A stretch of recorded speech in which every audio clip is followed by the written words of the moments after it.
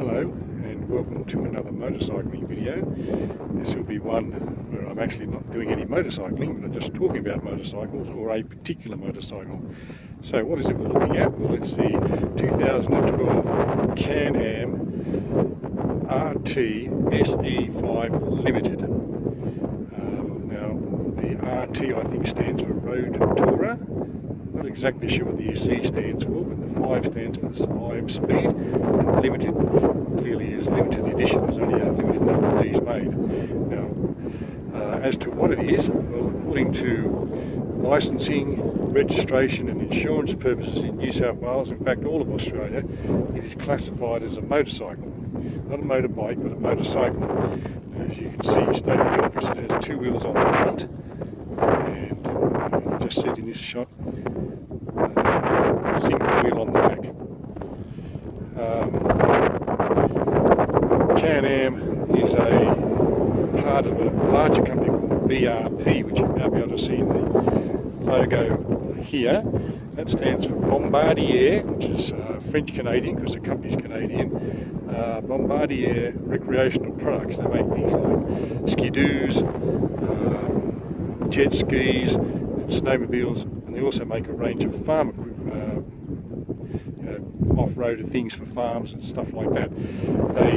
This is their road machinery, and when you look at it, you see there are 2 very big, I think about 15-inch, means something to somebody, and it's an important figure for some people, but they're 15-inch wheels on the front, and if you can see, you can't see the tyre terribly well, but it's like a car profile tyre.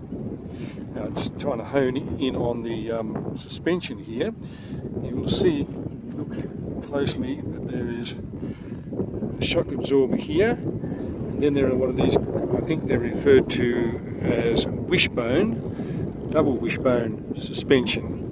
So clearly, because of its width, which is almost as wide as a small hatch, it's about 1,500 odd millimetres across the front from wheel to wheel.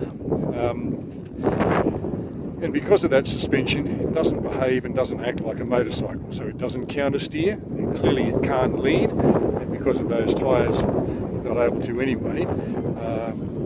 So how it handles and all that sort of stuff we'll get to in a little bit of a later review.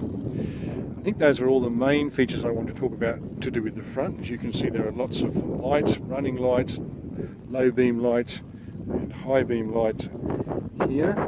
There's also a screen which is adjustable while you're on the run or while you're riding. It's got quite a bit of travel in it. I'll show you that when I get to looking at the riding and controls and all that sort of stuff later. The other thing that is you might be forgiven for thinking that the engine was actually at the front of the machine here. If you look at this panel here, which opens, it's not in fact the engine bay.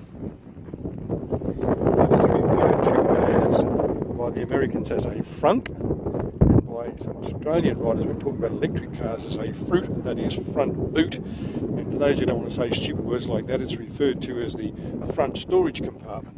Now, it's big enough, the front storage compartment, to take one full face helmet, the proof being in the pudding as I put it in there. See, I'll just put my helmet in there, and of course then it locks. I won't lock it now because I need to get my helmet out in a moment. And those are all the details regarding the front of this bike, so thank you for this video. I hope you found it interesting, and I will be talking more about other parts of the bike in a little while.